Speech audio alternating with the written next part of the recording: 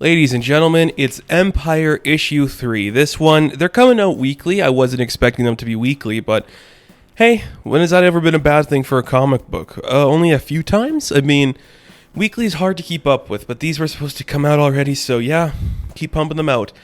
I liked this issue for the most part. It took a lot of characters in a lot of different places, and I was really excited by that.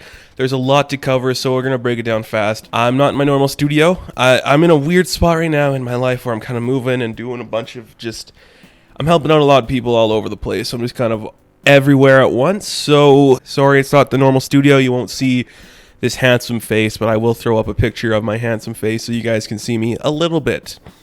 Now, let's start with the beginning of this book. We open up and we see Tony Stark and Reed Richards are trying to figure out to do something a certain sciencey way, which I really like that angle. We're getting another inner monologue from Reed Richards. He's like, I don't know, he's just like, I helped people and now we're doing stuff that's hard, and Tony's beating himself up and everything's a lot of work, and even Tony's just pissed. Tony's just so angry at himself that he let this all happen, and he just doesn't know what to do with himself. He's just freaking out. He's lashing out at everything. He's throwing his work around. He's just really pissed off, and I think that's really cool. I like there's a moment in here too where Reed hacks into like his systems, Tony's systems. He's like, your password's pretty basic to find out. Like, it's the same thing Johnny does. You're using like the name of your favorite song from your favorite band, except instead of using, letters, you're just replacing it with numbers. And Tony's like, great, I'm as smart as Johnny Storm. And I love in the inner monologue, you just see Reed like, Johnny's pretty smart. He's just like kind of a dick sometimes, which I think is really funny. I like that they're saying, yeah, Johnny's pretty smart, because Johnny has a pretty good moment in here that I really liked. So those two are having their moment here. We see Reed's like, all the other Avengers are off doing the things they know how to do. Thor's trying to find the mystical angle and figure that out.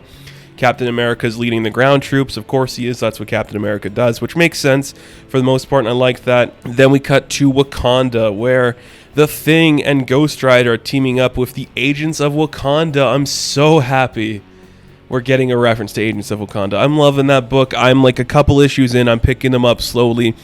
I'm really sad it's canceled because it's so good, and I really want Jim Zub to write the actual Avengers title. Come on, we got Fat Cobra in there. I think we see Janet, I think, is in the picture somewhere. And there's a really cool moment where like Ben's talking to Shuri, and he's like Ibombe, what does that mean? Because didn't you guys say that in a movie? And that's why we're saying it here. And she's like, yeah, it means hold the guard. We're ripping the scene off from the movie with the guard, and the Katati are not the things that attacked us in Infinity War. And it's pretty cool, but things like, I like Ibombe, but you know what else? That just sounds like it's clobbering time to me in a different language.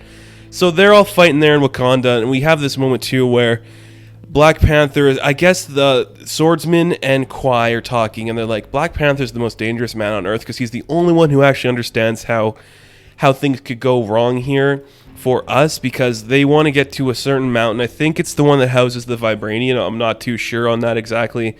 I don't really keep up with everything happening in Avengers, and I just didn't pick up the name of the mountain, but they were able to like take down an entire star fleet just by taking the stuff that's on the moon. So imagine the power of what it could be when you take the Vibranium Earth stuff. And Black Panther's like, yeah, we can't let them do that. So I know their plan there. If we let them touch that, that's our main defense. We can't let them touch that, or we're screwed. And as he's going on there, we have the Invisible Woman and She-Hulk working alongside him. And I just want to say this really quickly because I got to get it out of my system because it bothers me to no end. I really, really hate that She-Hulk costume. It's so ugly, so not the character. I get you want to make her sexy, but that's not the way to make her sexy. And I hate it. It's a terrible costume. But in this scene, too, all of our people are talking. Jenna's still talking normal. And she's like, we should trust the Katati. Like she's not going to be a sleeper agent for them at some point. Like, it's so obvious that's where we're going. I'm just surprised we're not there yet. And as we're doing that, we see there's a certain person coming from outer space to talk with T'Challa and the people here. And of course, it's Mantis, and she's like, hey, my son did something. Don't I look a lot like Palm Clemenot from the movies now? Because, I don't know if I'm that one or not. And I love the way she looks. She looks like Palm. Of course she does. We're going to do that angle. I don't know if that character is the same Mantis as this one's supposed to be, but I really like it a lot. Getting Mantis back in here, it's a character that's very easily forgotten, and I'm glad we're bringing her back in a big way. I think that's really cool. I'm not going to say I'm a huge fan of that character. I don't know enough about her to be a huge fan, but that stuff's pretty cool. Then we're back with Emperor Hulkling, and we're just kind of figuring out, is he still just the face of this operation? And yes, he is. And I love this. There's a plan in here from the Super Skrull. It's like, I know we can use the Pyre. It's like the thing that destroys a bunch of people. I've used it before. It's fine. Let's do it. And Johnny's like, no, that's a terrible idea. I don't think we should risk that much people's lives. And Johnny's getting some good moments in here. I love seeing the Human Torch have some fun there. Really cool stuff. And Hulkling's like, I don't really know what to do either here. I'm not really good at this whole king stuff, and I want to make my own decisions. He gets a call from T'Challa. He's like, yeah, we got a lot of shit going on down here. Could I use your powerful sword? And then Hulkling just sends him the sword, and everyone's like, dude, what are you doing? That's like the most powerful weapon in the universe. And he's like, it's fine. T'Challa knows how to use it better than I do, probably, so let him have it. I mean, it can come back to me whenever I want. It's fine. Which is pretty cool stuff, and we just get more of the Kree and the Skrull just kind of talking there, not sure how Hulkling's going to play out and what Carol's going to do. They're like, let's do some more of Carol's stupid plan where she just gets stabbed with the sword and explodes. That could take him down. Let's do more of that. I hate Carol so much, and I'm glad everyone's like, let's just not let her do a suicide, even though I think we'd all be a lot happier if she did. So we do get the end of this issue, and there's a reveal. We have one of the Kree, I think she's an accuser, I can't remember what her official title was, but she is talking to Captain Glory, and Captain Glory is just like, you know, I'm not stupid, and I could tell you you have Kree blood in you, but you're a Skrull, so who are you and what's going on here? And then this accuser lady reveals herself to be this powerful Skrull queen. She is the grandmother of Hulkling, and it's like, yep, we are definitely playing some weird Empyre elements in this book. It's getting espionage-y, really weird stuff going on. But I'm still enjoying myself a lot. I think it's a pretty fun book, and it's not something I hate, which is kind of impressive for a book like this, so it's enjoyable.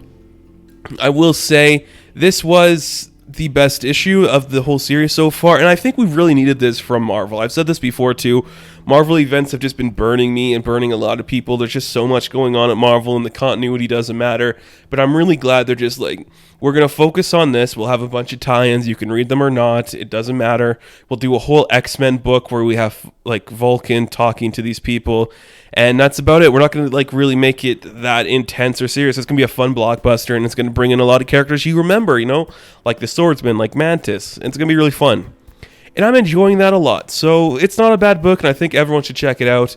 And I want to thank you guys so much for watching this review. Be sure to like and subscribe to the channel.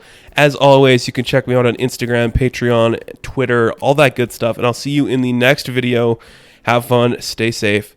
Good luck. Tsunami Studios.